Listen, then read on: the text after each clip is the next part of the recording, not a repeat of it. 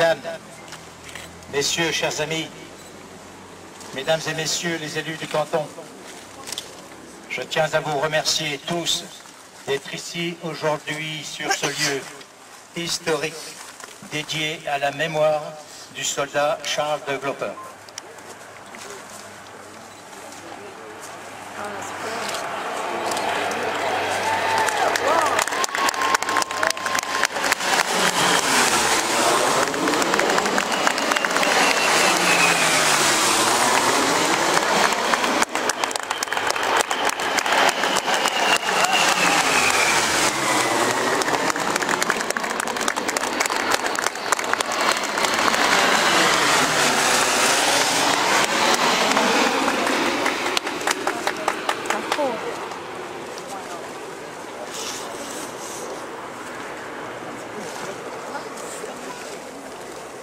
Oui, mesdames, messieurs, vous serez d'accord avec moi pour vous dire que c'est un spectacle magnifique, émouvant. Merci pour Charles de Glopper. Je veux saluer tout spécialement nos amis américains, membres de la famille de Charles de Glopper, ici présents.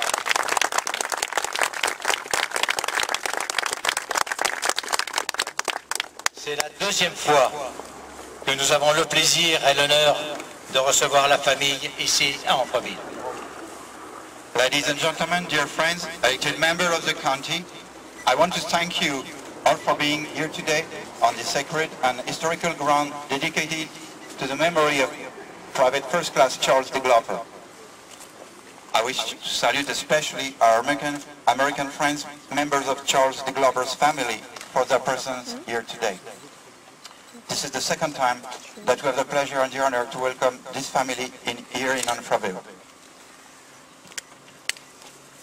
Nous sommes aussi très fiers et très honorés de la présence parmi nous de Madame le maire d'Amfreville, Ginette Donger, Monsieur le premier adjoint Fabrice Bachet et les membres du conseil municipal, Monsieur Alain Maître, maire honoraire et membre de l'ancienne municipalité d'Amfreville, le chapelain, le père Mac Curie de l'ordre des franciscains, le major général Nicholson de la 82e division aéroportée, notre cher ami Kelly Carrig, avec laquelle notre association est en constante relation et qui est professeur de français aux États-Unis. Elle est le lien direct également avec nous et la famille de Charles de Glopper. Je remercie également l'entreprise de Bruno Maloisel de 40 ans et son personnel qui ont réalisé ce chef-d'œuvre. De Mary Nélance de Glopper et de Charles Léonard de Glopper. Il était né le 30 novembre 1921 à Grand Island dans l'État de New York aux États-Unis. Il intégra l'armée américaine au mois de novembre 1942. Il reçut sa formation de soldat au camp Croft, en Caroline du Sud. À son issue, il fut affecté au 325e régiment d'infanterie des planeurs, au camp de Fort Bragg, dont le commandant était le colonel Harry Legg Lewis. Fut rattaché à la 82e division airborne. Au début du mois d'avril 1943, le 325e planeur est regroupé pour l'outre-Atlantique au camp Edward, sur le Cap Cod, dans le Massachusetts, pour compléter son entraînement final.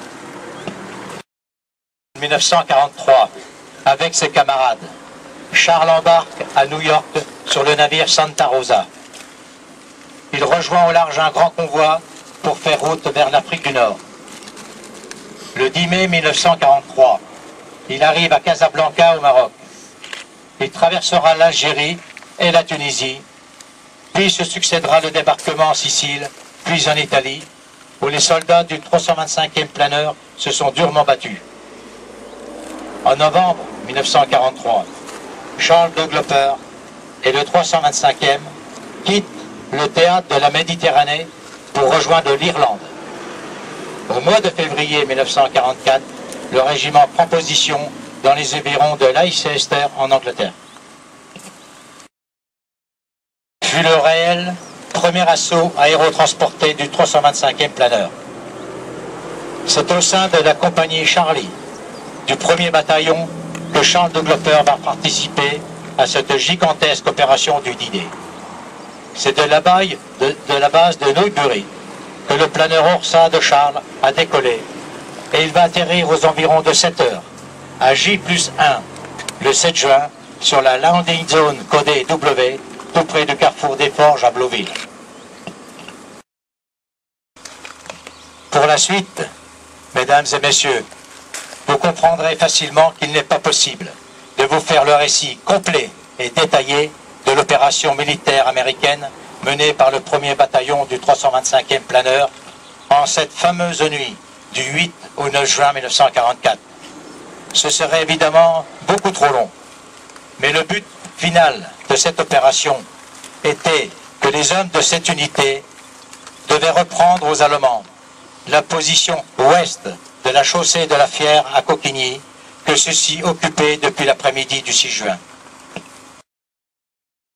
Aujourd'hui, il est confirmé que la compagnie Charlie, celle de Charles de Gloper, après avoir traversé les champs et les vergers depuis le hameau des Heudes, sont arrivés à hauteur de la route goudronnée reliant Coquigny à Amfreville, c'est-à-dire l'actuelle route départementale 126. Les hommes l'ont traversée et ont progressé toujours au sud en traversant les vergers et champs de céréales qui existaient à cette époque. Je ne vous relate pas les nombreuses péripéties qui ont émaillé leur parcours. Toujours est-il que les hommes de tête de cette compagnie Charlie se sont orientés trop au sud, en se perdant dans les touffus de ce hameau flot. À ce moment-là, il était environ 4 heures du matin et il faisait encore nuit. De là, il devait bifurquer à gauche et se rabattre en direction de la chapelle de Coquigny, située à 500 mètres là-bas. Hélas, la compagnie Charlie, en arrivant dans ce chemin de terre, va tomber dans le piège tendu par l'ennemi. La compagnie Baker, progressant sur sa gauche, va connaître le même sort et perdra 18 hommes en quelques minutes. L'ennemi, discrètement, avait observé et compris le but de l'opération menée par les troupes américaines et a utilisé sa connaissance du terrain, repéré et préparé à l'avance. La compagnie Charlie fut prise sous un déluge de feu. De plus, il y avait une mitrailleuse placée à une lucarne de cette ferme qu'on aperçoit là-bas et qui les fauchait tous. Des armes automatiques tirées des deux extrémités du chemin. Déjà, beaucoup d'hommes tombaient, tués ou blessés. D'autres furent capturés, comme fut le capitaine Stockley, leader de la compagnie. Face à l'adversaire, les hommes de cette compagnie étaient en nombre insuffisant. Et parmi eux, pour beaucoup, c'était le baptême du feu. Analysant très vite qu'il venait de tomber dans une embuscade mortelle, un soldat, Charles de Gloper, sans doute le plus grand de son unité par la taille, porteur d'un fusil mitrailleur Browning Automatic Rifle, s'est jeté dans la bataille à corps perdu. Il ouvrit un feu nourri et rageur sur les premières positions ennemies. Les assaillants, sans doute surpris par cette réaction soudaine et violente, et constatant des pertes dans leur rang, diminuèrent l'intensité de leurs tirs, ce qui permit aux survivants de la compagnie de se replier à travers les haies et ainsi trouver des positions plus favorables. Pendant ce temps, Charles continuait de tirer, utilisant chargeur après chargeur. L'ennemi, alors, concentra ses tirs sur ce tireur, dont l'arme leur provoquait sans doute beaucoup de pertes. Charles de Gloper fut touché plusieurs fois et perdait beaucoup de sang. Affaibli, il posa un genou à terre, mais ne cessa pas de tirer pour autant. Et puis, fatalement, une balle ennemie l'atteignit mortellement. Charles s'affaissa dans la poussière, son arme encore fumante près de lui. À cet instant précis, il venait de mourir en héros face à l'ennemi. Il avait 22 ans. Son sacrifice eut pour effet d'affaiblir l'attaque allemande, ce qui permit à ses camarades de s'esquiver. Son acte de courage exceptionnel, sa bravoure et sa grande détermination venaient à coup sûr de sauver de l'extermination les rescapés de sa compagnie. Mesdames et messieurs, autour de vous, vous pouvez admirer ce décor champêtre si paisible de nos jours.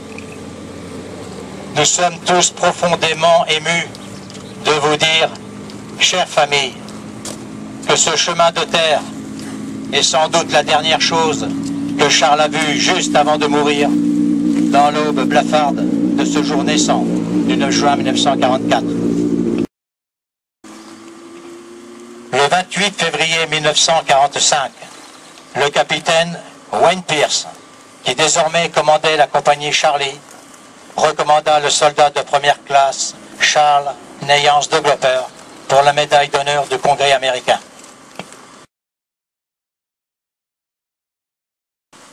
Le 10 mars 1946, elle lui est attribuée à titre posthume.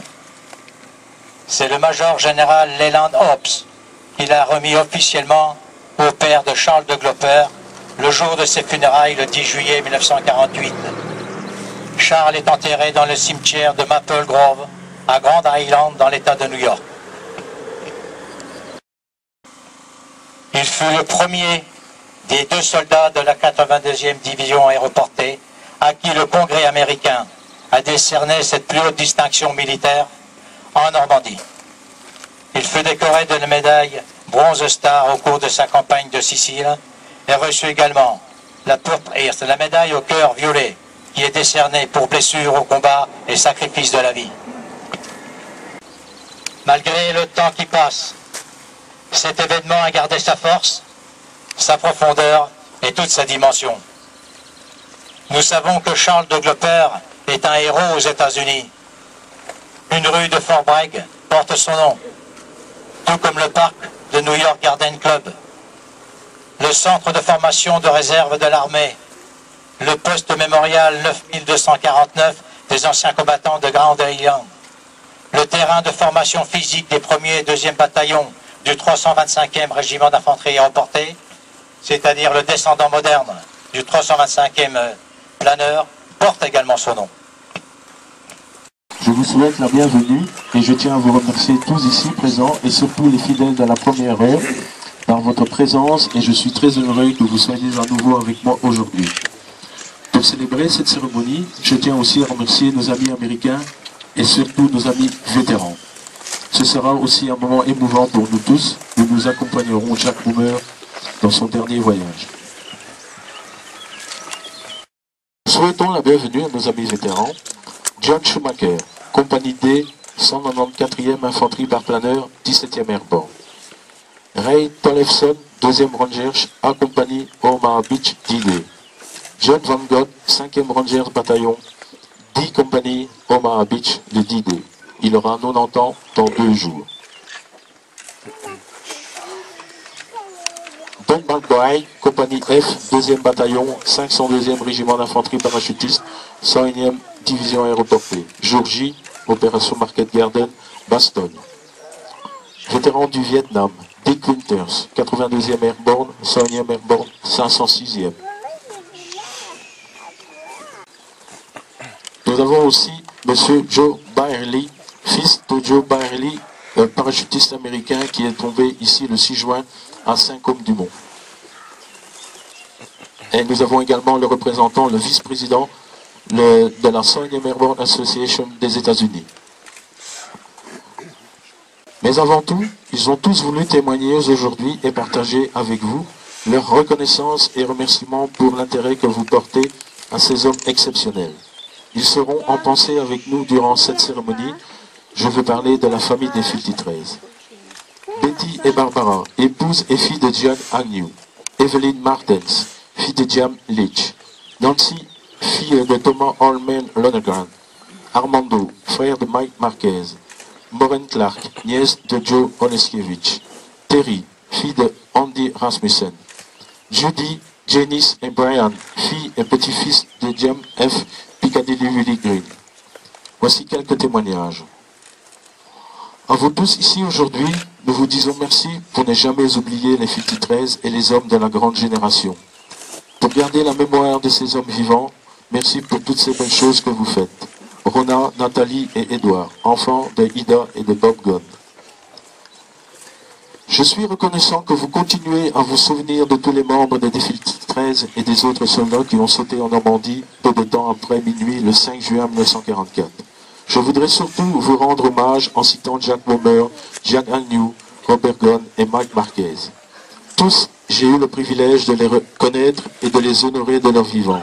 Je voudrais aussi faire honneur à ceux que je n'ai jamais rencontrés. Beaucoup de fois j'ai entendu dire, Jack, j'ai eu les meilleurs soldats de tout le 506e régiment d'infanterie parachutiste réunis. L'honneur est dû à la fois à ceux qui sont morts et qui ont combattu en Europe, et à ceux rentrés chez eux pour continuer à servir notre grande nation. Merci pour tout ce que vous faites pour rendre hommage à tous ces hommes. Et comme Jacques l'a dit quand il a reçu la Légion d'honneur le 26 septembre 2012, vive la France. Martha, épouse de Jake McNeice.